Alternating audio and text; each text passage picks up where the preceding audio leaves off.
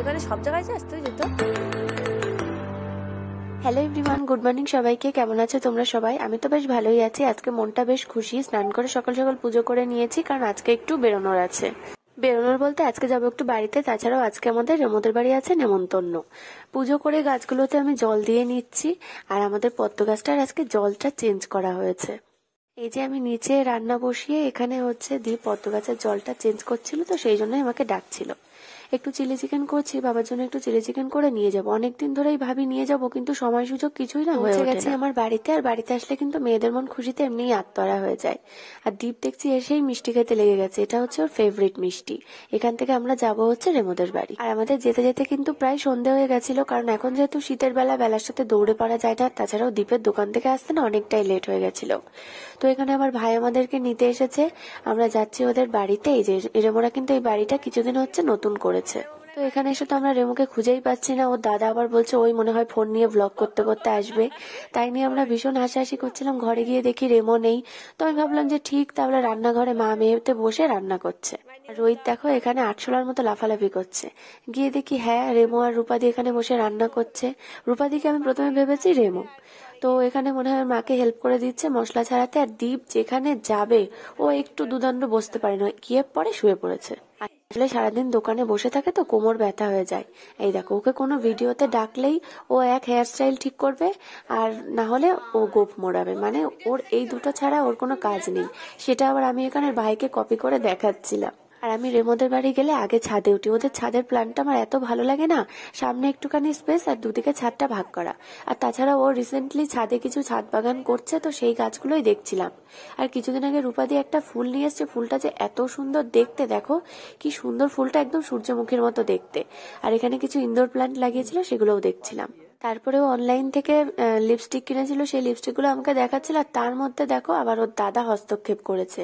ওর কোনো জিনিসে নাক না গলালে শান্তি হয় না। ও আবার বলছিল আমি কি এটা পরবো। তারপরে যে ইমোজি বালিশগুলো হয় না, সেই বালিশটা নিয়ে ওর মাথায় দিয়ে বলছে কি এই দেখো রাজা রামমোহন রায়। মানে ওকে যদি দুদণ্ড স্বস্তি দেয়। দেখো ও রেগে যাচ্ছে এখানে। তারপরে নিজের মাথায় দিয়েছে, আর সামনে চেনটা ঝুলছে। আমি আবার বলছিলাম এই দেখ টিকলি। নিজের মাথায় দিয়েছে, তারপরে আমার মাথায় দেবে না, তাই কি হতে পারে? দেখো আমার মাথায় দিয়ে ধরে রেখেছে, মনে হচ্ছে আমার মাথায় আইস প্যাক দিয়েছে।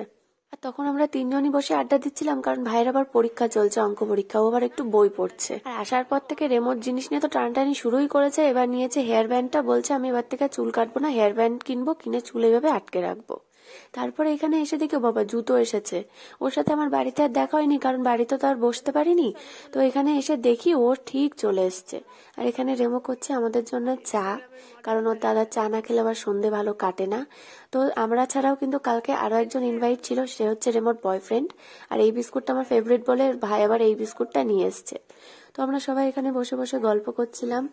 ওর বয়ফ্রেন্ডও এসছে। আর এই যে চা খাচ্ছি, চাটা বেশ ভালোই বানিয়েছিল। রেমো দেখছি বেশ ঘরের কাজ ভালোই শিখে যাচ্ছে। আর এখানে ইনি আবার নতুন একটা হেয়ার স্টাইল শিখেছে, সেটাই করে বসে আছে। তারপরে রূপাদি আমাদের সবাইকে ভাত বেড়ে দিল। আর অনেক কিছু রান্না করেছিল। মিটুলি দিয়ে মাছের ডিম দিয়ে রান্না করেছিল, সর্ষে বাটা দিয়ে শিম, মাছ, চিকেন বলতে দেশি মুরগি রান্না করেছিল। আর এটা কিন্তু ওদের বাড়িরই মুরগি, যার থেকে দুটো মুরগি আমাদের জন্য রেখেছিল আমাদের খাওয়াবে বলে। আর এটাই হচ্ছে লাস্ট মুরগি। আর মাংসটা খেতে দারুণ টেস্টি হয়েছিল। প্রত্যেকটা রান্নাই ভীষণ সুন্দর হয়েছিল। আর এখানে তো দীপের হালুয়া কালকে টাইট করে দিয়েছে, 2 বাটি মাংস ওকে বসে বসে খাইয়েছে। তারপরে রোহিত আবার ওর টুপিটা ওর দাদাকে পরিয়ে দিয়েছে, পরিয়ে দিয়ে ও আবার একটু ভাব নিচ্ছিল। আর এখানে দেখো রেমো ওর দাদার ঝুঁটি বেঁধে দিয়েছে। আমি ভিডিও করছি বলে আমাকে কোনো মতে করতেই দিল না। তারপরে আমরা বলছি না না ভালো লাগছে ভালো লাগছে, তো ওর ভিতরে একটু কনফিডেন্স আসলো। তারপরে ও আবার একটু আয়না দেখতে গেল।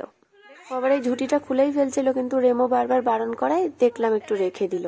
আবার এখানে দেখো স্টাইল মারছে, ঝুঁটি ফুটি বেঁধে কি যে করে কখন কিছুই বোঝা যায় না।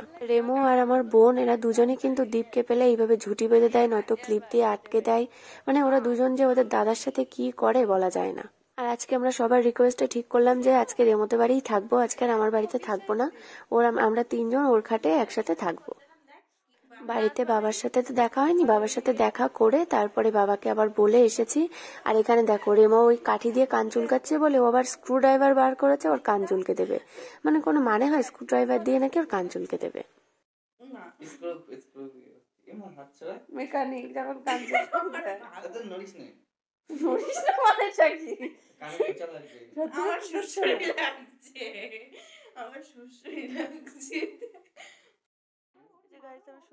তারপর রেমোকে যেই দেখেছে ফ্রি ফায়ার খেলতে, ওর হাত থেকে ফোন কেড়ে নিয়ে দে আমি খেলবো বলে ও খেলা শুরু করে দিয়েছে। মুরগি কাটা বা রিলো ডাকা হয়ে যাবে, মুরগি কাটা বাদ দিয়ে ফ্রি ফায়ার খেলবে। তারপর ওরা কতক্ষণ গেম খেলেছে আমি জানি না, আমি তো ঘুমিয়ে পড়েছিলাম। ভোরবেলা ওই আমাকে এবার টেনে তুললো, আর রেমোকেও ঘুমাতে দিল না। আমি ভাবলাম ওকে নিয়ে যাব না, কিন্তু সেই ওকে টেনে নিয়ে আমাদের বাড়িতে নিয়ে গেল। এবার আমি রেডি হয়ে নিয়েছি, এবার আমরা চাটা খেয়ে বেরোবো। আর রেমো তো এখানে শীতে কাঁপছে আর বসে বসে ঝিমাচ্ছে। আমরা এখানে খাচ্ছিলাম চা, আর দেখো চিচি এসছে। চিচিকে তো অনেকদিন আগে একটা ভিডিওতে দেখিয়েছি, ও প্রায় 5-7 বছর ধরে আমাদের বাড়িতে আছে, আর এখন ওর বউ বাচ্চাও কিন্তু আমাদের বাড়িতেই থাকে। তারপরে বাড়ির সবাইকে বাই বাই করে ভালো করে চাদর টাদর জড়িয়ে বেরিয়ে পড়লাম। তো আজকের ভিডিওটা অবধি, দেখা হবে তোমাদের সাথে নেক্সট ভিডিও। বাই সবাইকে।